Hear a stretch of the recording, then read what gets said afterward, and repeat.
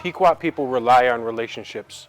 Relationships with Creator, ourselves, our families, the land and water. And through these relationships, we have overcome thousands of years of adversity. The 1500s is a time period where Pequot people really learned how to survive, were offered an abundance of gifts and resources from the land. From horticulture, the Pequot people thrive. Trade is prevalent in the 1600s, and there's positive sides and negative sides to trade. The positives were metal pots, glass beads, felts, and cloths, and in return, our people would trade natural resources such as beavers and shell beads. The negatives are germs, bacteria, and disease. Pequot people, upwards of 50% of our people died from disease leading up to the Pequot War in a 30-year span. My people fought in the very first war against foreign invaders, the Pequot War. This is a key event in not only our history, but American history, and the effects of this war are still felt to this day. Because of this war and documents following it, our people were forbidden to speak our language, we were sold into slavery, forbidden to live our land, or even call ourselves Pequots. Because we've continued this fight for over 400 years, we can do all of those things freely today.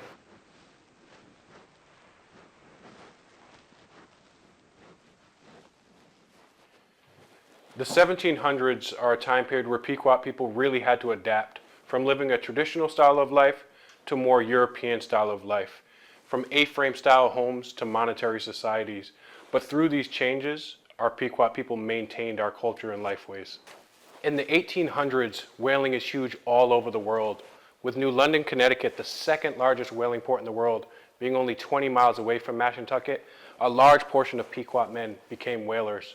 And there's pros and cons to this. The pros are, it's a well-paying job for Pequot people.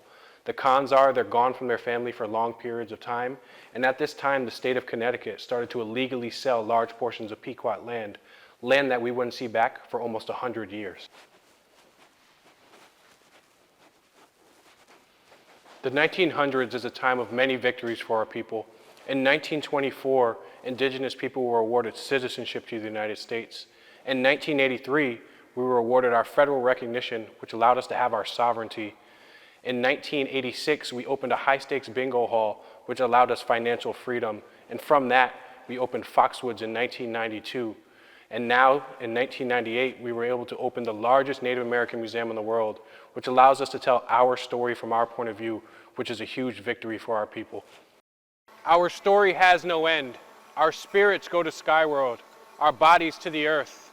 We are the land, we are the water, we are Pequot.